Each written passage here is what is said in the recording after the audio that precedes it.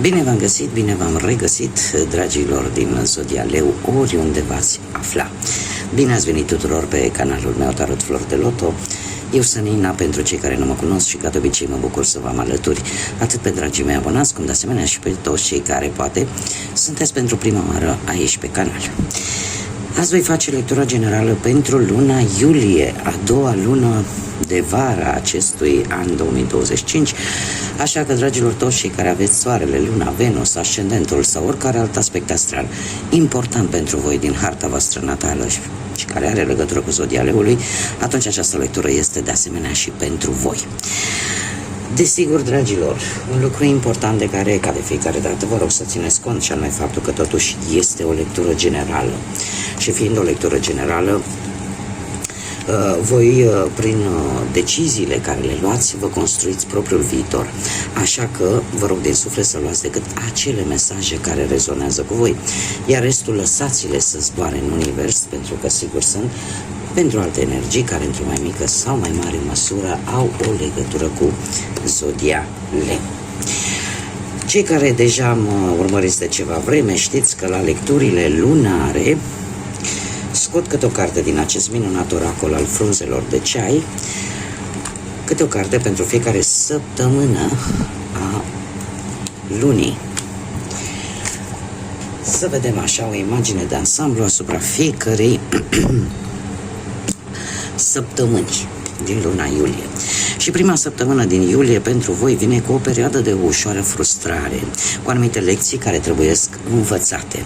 Probabil că veți avea parte de anumite situații care s-au cam repetat și unde voi trebuie să schimbați ceva, poate, sau pur și simplu să abordați problema într-un mod total diferit. A doua săptămână vine cu jugul, se pare că simțiți că ceva vă trage în jos și de asemenea apare aceeași frustrare.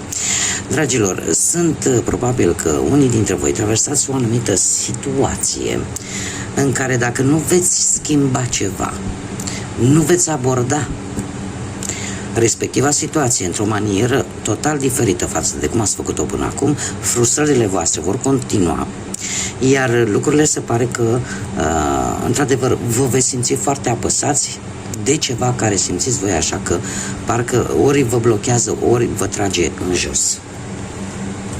A treia săptămână avem steagul. Se pare că a treia săptămână din iulie pentru unii dintre voi vine cu o tentație.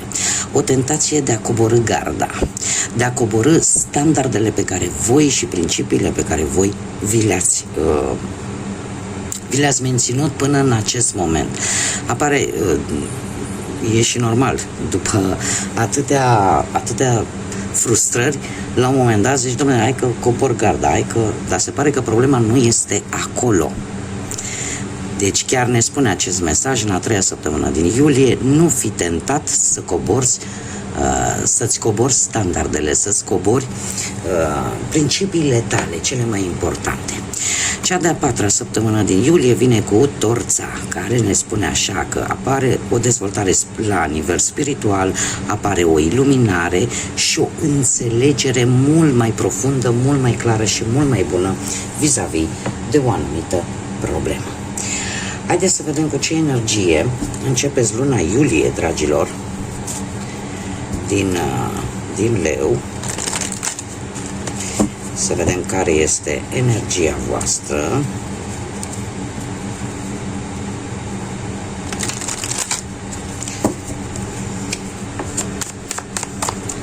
Care este energia, cu ce energie începeți? Și avem, da, într-adevăr, aici mi apare o stare de sfârșeală, de disperare, aș spune.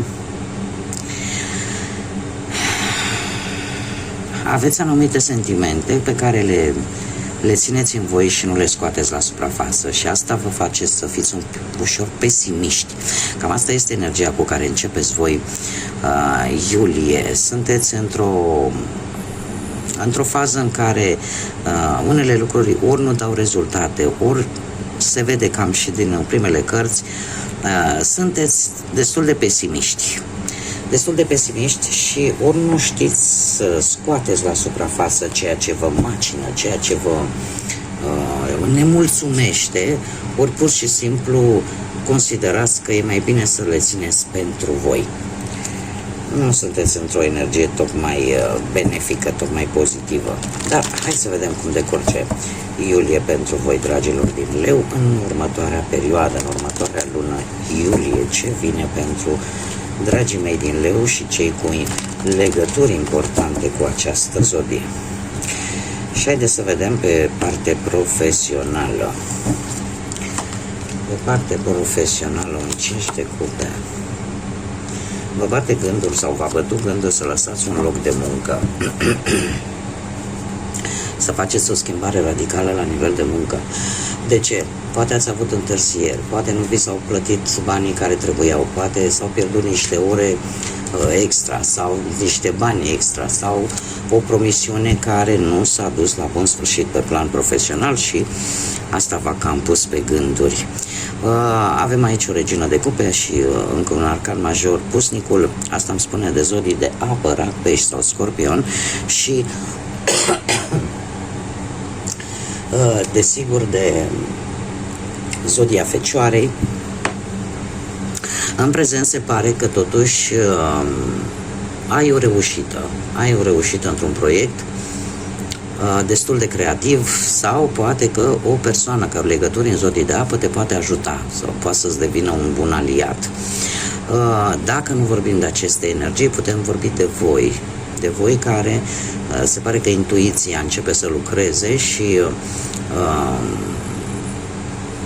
sunteți în postura în care veți pune limite atunci când este necesar la locul de muncă, indiferent de cine este vorba, că este vorba de un asociat, de un coleg sau de cumva de un șef, dar o veți face într-o manieră, cum să spun eu,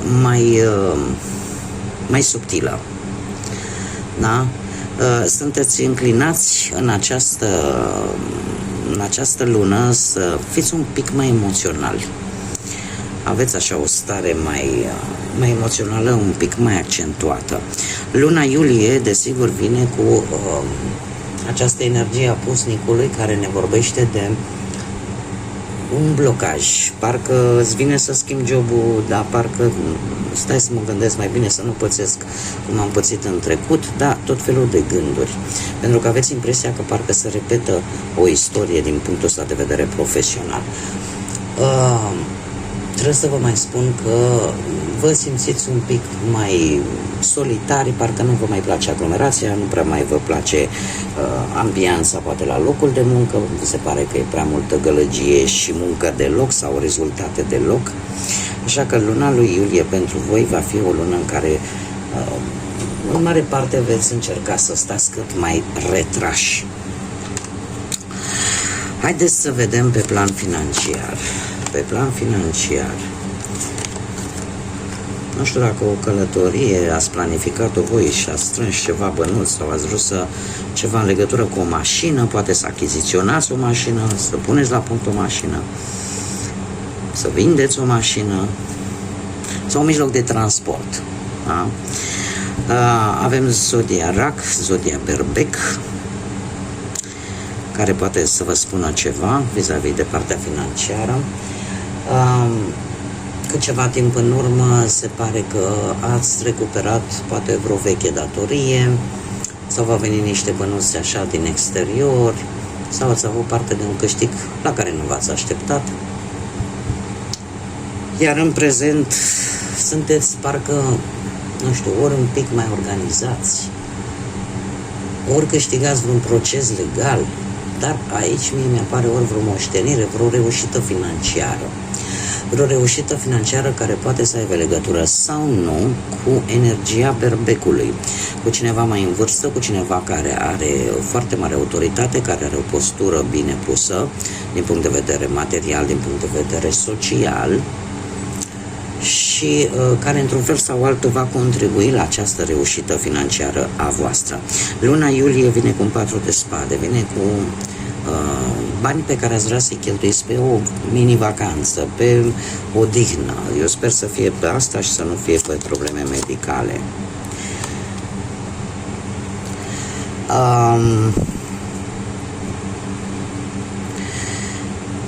Dragilor, se pare că ori apare implicarea unei persoane dintr-o zodie de aer, Gemeni, Balanță, Vărsător, care vine cu, poate să fie un contabil, poate să fie, nu știu, cineva care în general se ocupă, cineva de la bancă, cineva care se ocupă cu aceste probleme, situații financiare. De ce spun acest lucru? Pentru că luna iulie pentru voi, dragilor, voi veți încerca să fiți cât mai echilibrați posibil.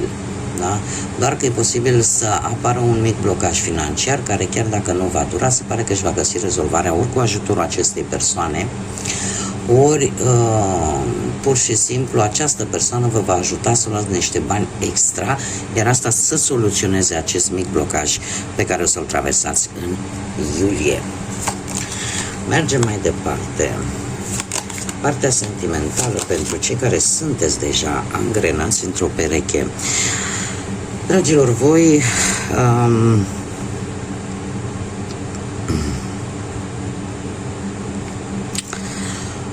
voi ați avut, nu știu de ce, dar cred că acest mesaj merge foarte mult pentru cei care sunt hotărâți să oficieze relația, da? Să ajungă la o logodnă serioasă, la o căsătorie, la o nuntă.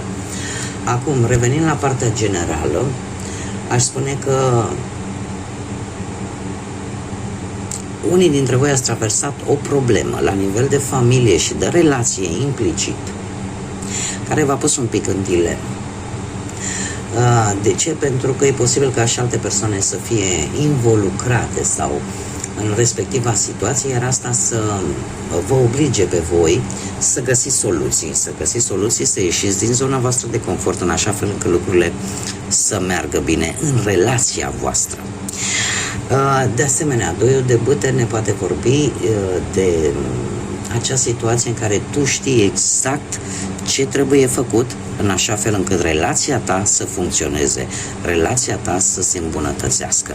Iar în prezent avem Marele Preot care, așa cum v-am mai spus, mai ales când e vorba de relații, ne poate vorbi de căsătorie, de discuția cu vreun preot la propriu sau cu cineva de la ofițerul stării civile sau, dacă nu știu, avem zodia Taur, în caz că poate rezonează cu careva dintre voi, dar ce vreau să spun, la modul general, se pare că relația într-adevăr este stabilă, există o iubire tradițională. De ce? Pentru că e posibil ca unul din voi să se pună în locul celuilalt și atunci înțelege într-un mod total diferit sau înțelege exact prin ce trece celălalt. Nu este un moment favorabil, ca să zic așa, pentru divorțuri, dar vă puteți pregăti unii dintre voi chiar de o naștere, chiar de un botez sau chiar de o nuntă, așa cum am mai spus. Următoarea lună, iulie, dragilor, pentru voi iulie vine cu foarte mult romantism și foarte mult magnetism. Aș zice că va fi o lună magică din punctul ăsta de vedere sentimental, în care relația voastră va fi foarte plină de multă sensibilitate. Haideți să vedem ce vine pentru cei singurei în viața lor sentimentală.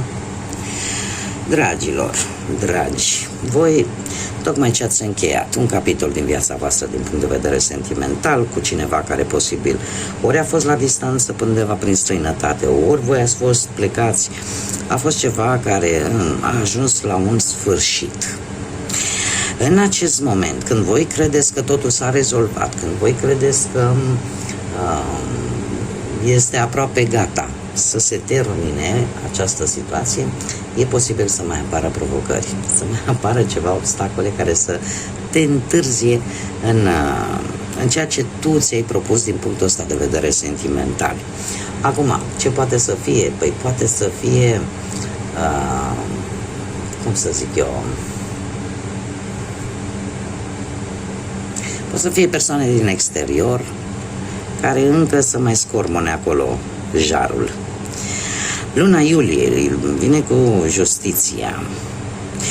Nu știu dacă zodia balanță vă spune ceva, dar justiția în sine ne vorbește ori de documente legale care să aibă legătură, nu știu, poate că trebuie să mai faceți voi ceva, mai aveți ceva de rezolvat, poate în urma unui divorț, cine știe, dar ne mai poate vorbi de faptul că aveți șansa să cunoașteți pe cineva care să lucreze în acest domeniu al justiției. Nu știu, avocat, grefier, judecător, habar n-am. Cineva care să aibă legătură cu aceste instituții ale legii. Dacă nu vorbim de acest lucru, vorbim de o cauză și efect, de un echilibru, de dreptate. Dacă voi v-ați propus în luna iulie să faceți ceva anume pe plan sentimental, trebuie să vă spun că lucrurile nu vor merge atât de rapid. Vor merge destul de lent, dar asta nu înseamnă că nu se vor mișca. Dar nu vor merge într-o manieră foarte rapidă. Haideți să vedem ce inițiale de nume, prenume, pseudonim sau porecle de persoane care vor avea o importanță pentru voi de-a lungul lunii iulie. Și avem litera D,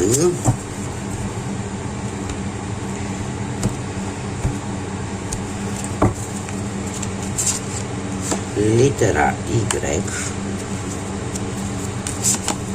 litera C, litera I, litera Z, litera A, litera V și încă o dată litera D. Ca și zodii, zice că sunt zodii de apă, Rac, Pești, Scorpion, aș zice chiar predomină, și zodii de aer, Gemeni, Balanță, Vărsător.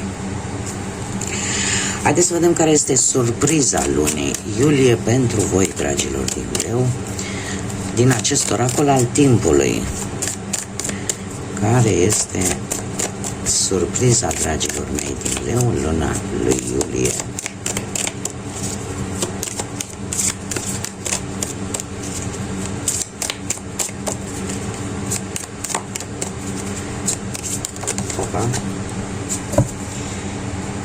Să vedem. Chiar două. Dragilor, avem data de 1, poate să fie 1 iulie. Și e foarte interesant. Avem zodia Berbec, care ne-a mai apărut odată. Dacă nu e data de 1 iulie, poate să fie o săptămână sau o lună de când voi urmăriți această lectură. Ceva ce are legătura cu ceva nou unde ție îți va trebui curaj. Îți va trebui creativitate, curaj să faci, să ai un spirit așa mai de pionerat, da? de a face ceva, de a avea curaj să faci ceva care poate până acum nu ai făcut. Posibil să aibă legătură cu cineva din zodia Berbec și mai ales pentru cei care aveți poate ascendentul în Berbec. Dacă nu, e posibil să aibă legătură cu perioada cuprinsă între 21 martie și 20 aprilie, deci perioada acestei zodii. A doua surpriză pentru voi este data de 11. Este foarte interesant dacă vă uitați că avem 1 și 11. Ori data de 11 iulie se întâmplă ceva care are legătură cu ceva spontan, ceva care vă va răcori așa un pic, sau dacă nu se va întâmpla pe 11 iulie, în 11 săptămâni sau în 11 luni. Știu că vi se pare mult. Avem și zodia Vărsător, ceva legat de perioada 20 ianuarie, 18 februarie, da, exact perioada Vărsătorului, dar este ceva pe placul vostru, aș spune, ceva care vă va da așa o postură foarte,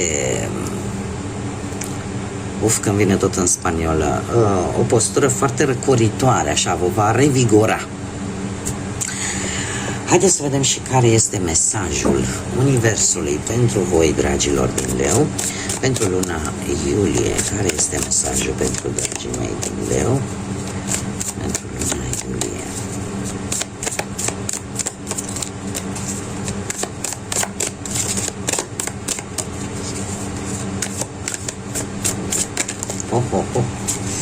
Asta s-a întors sau asta? Cred că s-au întors amândouă, le voi lăsa pe amândouă. Haideți să vedem. Să apropiați mai multe. Deci, primul mesaj, dragilor. Întotdeauna noi vorbim cu tine și îți trimitem mesaje.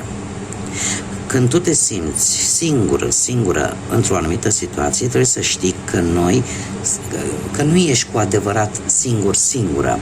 Noi îți aducem aminte de fiecare dată să te uiți în jurul tău și să crezi în ceva mai mult, pentru că noi te vom susține.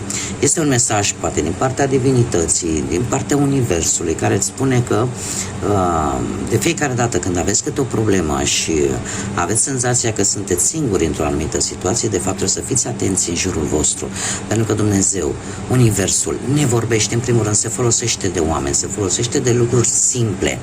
Da? Fiți atenți în jurul vostru, pentru că mesajele vin printr-o manieră la care nici nu te aștepți.